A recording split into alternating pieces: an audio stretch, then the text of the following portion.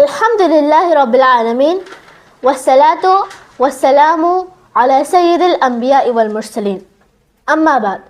معزز ناظرین، رمضان آتا ہے تو مسجدیں آباد ہو جاتی ہیں، صفیں لمبی ہو جاتی ہیں، تلاوت قرآن کی صدائیں گونجتی ہیں، سحری کے ساتھ تہجد کا اہتمام ہوتا ہے، افطار میں ہاتھ دعاؤں کے لیے اٹھ جاتے ہیں۔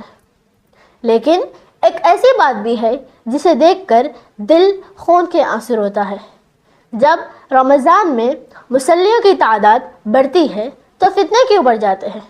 رمضان تو صبر کا مہینہ ہے، رمضان تو برداشت کا مہینہ ہے، رمضان تو جھگڑے ختم کرنے کا مہینہ ہے۔ پھر کیوں چھوٹی چھوٹی باتوں پر دل ٹوٹ جاتے ہیں؟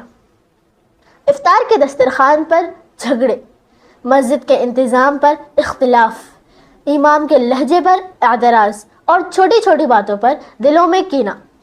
میرے عزیزو، رمضان صرف بھوکے رہنے کا نام نہیں، یہ نفس کو قابو میں کرنے کا نام ہے، یہ زبان کو کنٹرول میں رکھنے کا نام ہے، یہ دل کو صاف کرنے کا نام ہے۔ اگر روزہ ہمیں نرم دل نہیں بنا رہا، اگر تراویح ہمارے اندر عاجزی پیدا نہیں کر رہی، اگر قرآن ہمیں بدل نہیں رہا، تو ہمیں اپنے روزے کا محاسبہ کرنا ہوگا۔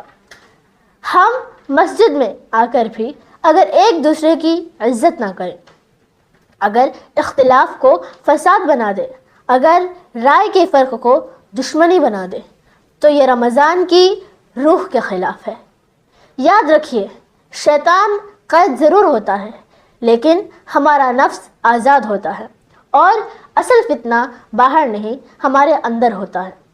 رمضان ہمیں سکھاتا ہے کہ غصہ آئے تو خاموش ہو جاؤ، اختلاف ہو تو برداشت کرو، دل دکھے تو معاف کر دو۔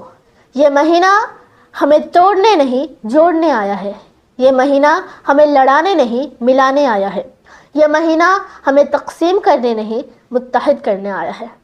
آج ہم عہد کریں، ہم مسجدوں کو سیاست کا میدان نہیں بنائیں گے، ہم عبادت کو مقابلہ نہیں بنائیں گے، ہم اختلاف کو فساد نہیں بنائیں گے، ہم اپنے دلوں کو صاف رکھیں گے، اپنی زبانوں کی حفاظت کریں گے، اور اپنے رویوں کو رمضان کے شایان شان بنائیں گے۔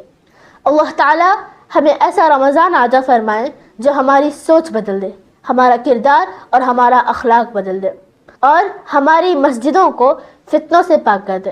آمین۔